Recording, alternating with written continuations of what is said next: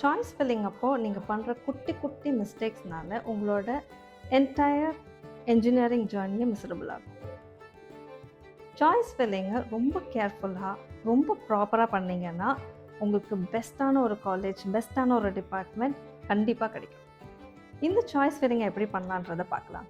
First நீங்கள் login பண்ணுவீங்க TNEA வெப்சைட்குள்ளே. அதில் லாகின் பண்ணோன்னே டெபாசிட் பண்ணணும். டெபாசிட் வந்து எஸ்சி எஸ்டி ஸ்டூடெண்ட்ஸ்க்கு 1000 ருபீஸ், பிசி எம்பிசி ஜென்ரல் கேட்டகரிஸ்க்கு எல்லாமே 5000 ருபீஸ். இதை பே பண்ணிவிட்டு சாய்ஸ் ஃபில்லிங் ஓப்பன் ஆகும். சாய்ஸ் ஃபில்லிங்கில் உங்களுக்கு காலேஜஸ் சூஸ் பண்ணணும். காலேஜஸ் சூஸ் பண்ணும்போது காலேஜோட அந்த கோடு பார்த்து பண்ணுங்கள்.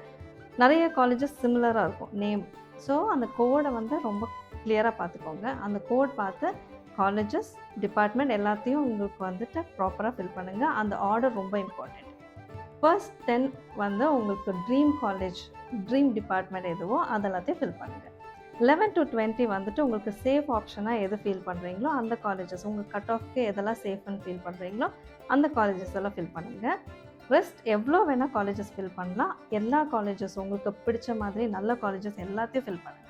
எவ்வளோக்கு எவ்வளோ நீங்கள் வந்து ப்ரிஃபரன்ஸ் ஆட் பண்ணுறீங்களோ அவ்வளோக்கு அவ்வளோ உங்களுக்கு வந்து பாசிபிலிட்டிஸ் ஜாஸ்தி. ஸோ ஒன்ஸ் இதெல்லாத்தையும் கம்ப்ளீட் பண்ணிவிட்டு லாக் பண்ணுவீங்க.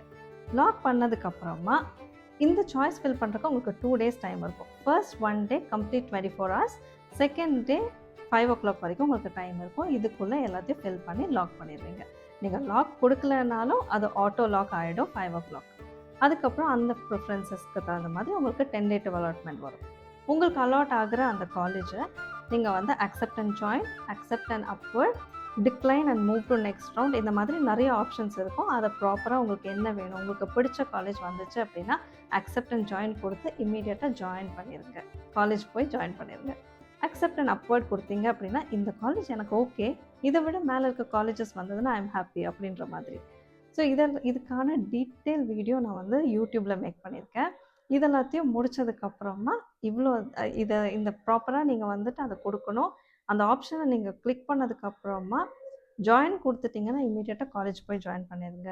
அப்வர்ட் ஆப்ஷன் கொடுத்துருக்கீங்க அப்படின்னா டிஎஃப்சி சென்டருக்கு போகணும். இதெல்லாத்தையும் ப்ராப்பராக பண்ணிங்கன்னா உங்களுக்கு பெஸ்ட்டான காலேஜஸ் கண்டிப்பாக கிடைக்கும். இந்த வீடியோ உங்களுக்கு ஹெல்ப்ஃபுல்லாக இருந்ததுன்னா உங்கள் ஃப்ரெண்ட்ஸ் அண்ட் ஃபேமிலிக்கு ஷேர் பண்ணுங்கள். இதோட டீட்டெயில் வீடியோ நான் வந்து பயோவில் பின் பண்ணுறேன்.